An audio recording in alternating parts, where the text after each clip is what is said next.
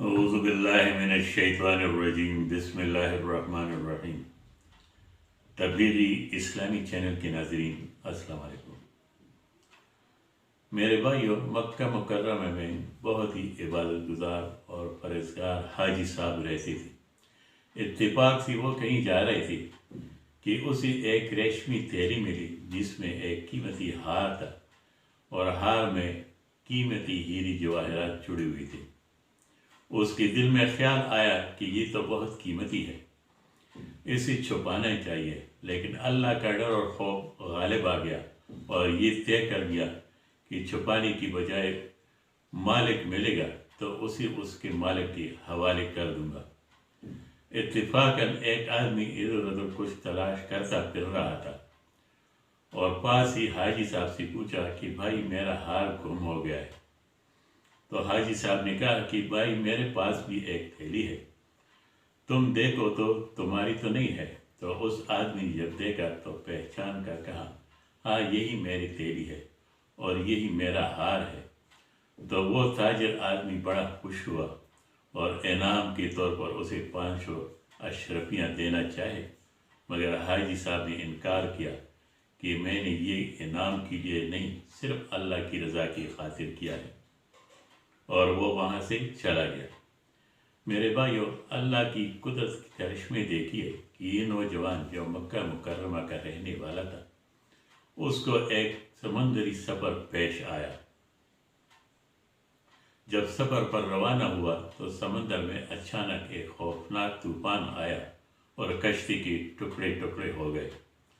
تمام ساتھی ادھر ادھر طوفان میں بہہ گئے، معلوم نہیں کون ڈوب گیا اور کون بچا، اور یہ نوجوان ایک تختے پر لیٹے ہوئے پانی میں بہہ رہا تھا اور اسے کوئی ہوش نہ تھا، اور پانی اسے بہاتی ہوئی ایک ایسے کنارے پر لے گیا جہاں ایک بستی آباد تھی، اور بستی کی لوگ بھی اتفاق سے وہاں آئے ہوئے تھے۔ جب انہوں نے دیکھا کہ بیچارہ مسافر تختے کے اوپر بہہ رہا ہے تو انہوں نے اسے نکال دیا اور اپنی بستی میں لے گئے۔ جب ہوش آیا تو اسے کھلایا پلایا، آرام کرایا، اور اسی طرح کئی دن گزر گئے۔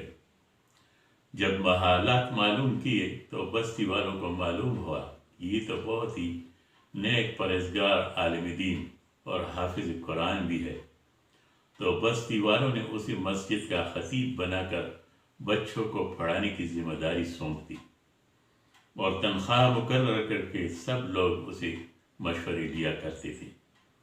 لوگوں نے سوچا کہ اتنا نیک آدمی کہیں ہماری بستی چھوڑ کر نہ چلا جائے، تو انہوں نے ان کی شادی کا ارادہ کیا۔ وہاں ایک بہت بڑے تاجر کا انتقال ہوا تھا جس کی ایک بہت ہی خوبصورت، حسین و جمیل اور جوان بیٹی تھی۔ جب اس لڑکی سے رشتے کی بات چلی تو وہ مان گئی اور دونوں کی شادی ہو گئی۔ رات کو جب یہ نوجوان اپنی بیوی کے پاس پہنچا تو دیکھا کہ اس کے گلے میں وہی ہار پڑا ہوا ہے جو اسے مکہ مکرمہ میں ملا تھا، اور اس نے اس تاجر کو واپس کر دیا تھا اور انعام لینے سے انکار بھی کیا تھا۔ تو اس تاجر نے اس وقت کہا تھا کہ اگر یہ نوجوان مجھے یہاں مل جائے تو میں اپنی بیٹی کی شادی اس سے کر دیتا۔ میرے بھائیو، اللہ تعالیٰ نے اس کی نیکی، تقوی اور پرہیزگاری کی برکت سے اسے اتنا نوازا کہ اللہ کی ڈر کی وجہ سے ہار بھی واپس کیا۔ اب اسے اللہ نے ہار بھی دے دیا اور ہار والی بھی دے دی، مکان، کوٹھی، تجارت اور جائیداد سب کچھ عطا کیا۔ میرے بھائیو، یہ ہے اللہ کا ڈر اور خوف۔ جس کے دل میں بھی اللہ کا ڈر اور خوف پیدا ہوتا ہے تو اللہ تعالیٰ اسے اسی طرح دنیا میں بھی نوازتا ہے اور آخرت میں بھی۔ اللہ تعالیٰ ہمارے دلوں میں خوف پیدا کرے تاکہ اللہ کی اطاعت اور فرمان برداری، اللہ کی نافرمانیوں سے بچیں، اور اسی کے اوپر اللہ کی مدد آتی ہے۔ اللہ تعالیٰ ہمارے حال پہ رحم فرمائے، آمین۔ صدق اللہ العظیم۔